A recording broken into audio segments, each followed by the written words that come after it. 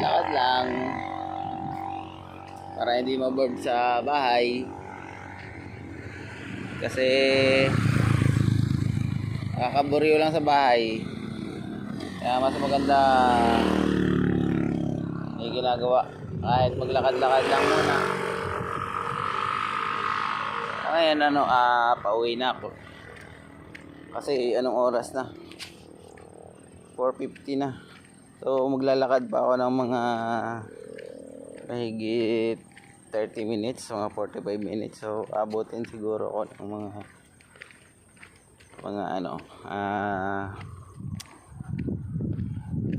5:30, mga ganun, mga 5:40 ganun. Basta mga kulang-kulang isang oras lakarin.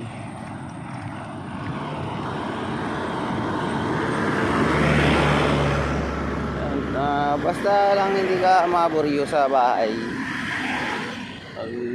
Kesa pag sa bahay ka lang, nakahiga ka lang, ikot-ikot lang, ikot sa higaan. Pero tapos na yung gawain ko sa bahay. Naglaba na ako yung mga uniforme, saka yung mga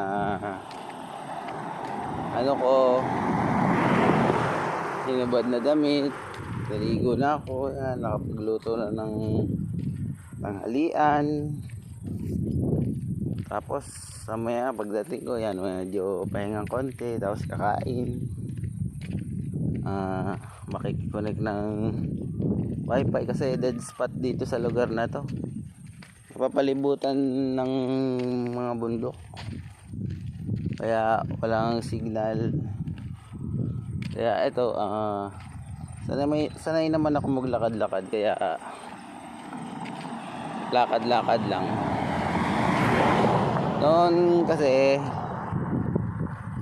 yung bahay namin sa bundok, nilalakad lang namin mula bundok hanggang bayan. Pagkapapasok kami sa school, pagdating namin ng bayan, medyo malapit na sa bayan, pagdating sa may ilog, doon kami naliligo. May dala-dala kaming mga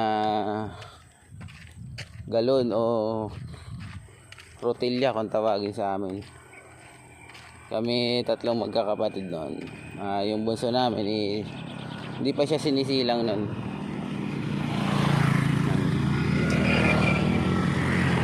Tuwing bababa kami ng bundok, galing bundok pababa sa bayan,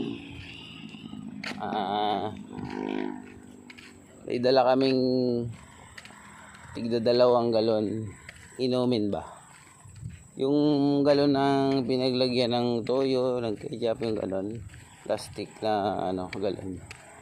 Dala-dala namin yun sa umaga para pag uwi namin galing ng school,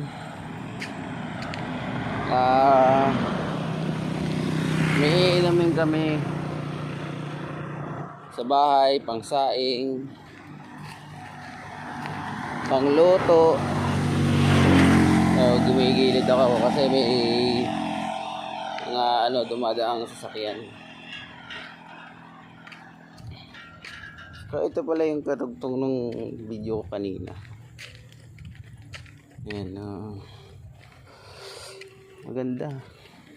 Exercise na rin dito kasi hindi mo na magawang mag-exercise sa trabaho naman. Exercise ka siguro mga 3 minutes sama ng mga Koreano.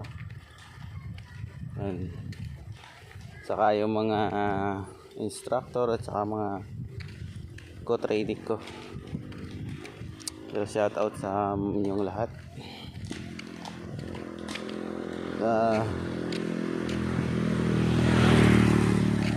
Ako nga pala ay nandito ngayon sa Zambales, sa Kawag. Bali pabalik na ako ng dorm namin. Medyo hinihingal na Medyo lumalaki na rin kasi yung tiyan. So, maraming madadaan ng ano, puno, mga may tanim, pero mangilan-ngilan lang yung ano, namumunga. Parang mahirap siya dito sa tubig. Ayun dito. Muntik pa akong masugod ng aso kanina.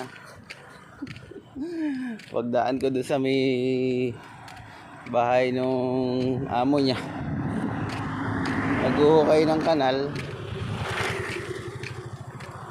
May siguro mga 5 aso yun. Yung isang may tali.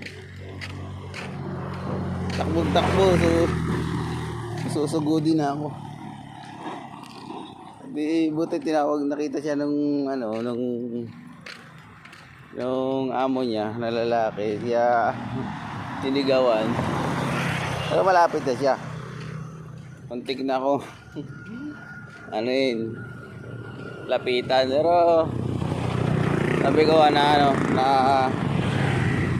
tawagan agad.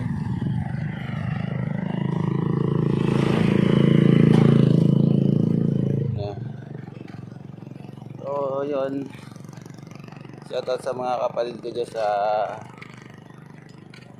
Quezon, sa ate ko dyan sa San Pablo, sa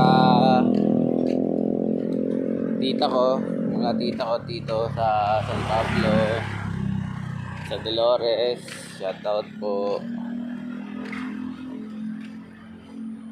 Sa mga pamangkin ko, pinsan sa Saudi, sa Dubai, sa mga kaibigan nating mga YouTuber sa sa Japan, sa dito sa Saudi meron din, tapos sa Australia meron din sa Europe, meron din sa Canada. Kaya marami dyan mga kaibigan natin dyan. So wash out sa inyong lahat. Ayan, medyo hinihingal na talaga ako.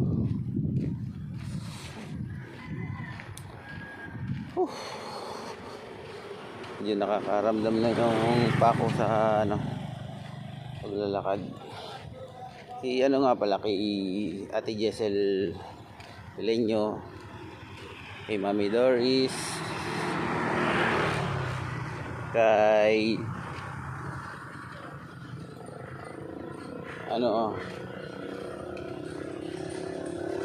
si Ate Galang Pinay, kay Nanay Leng, shout out po.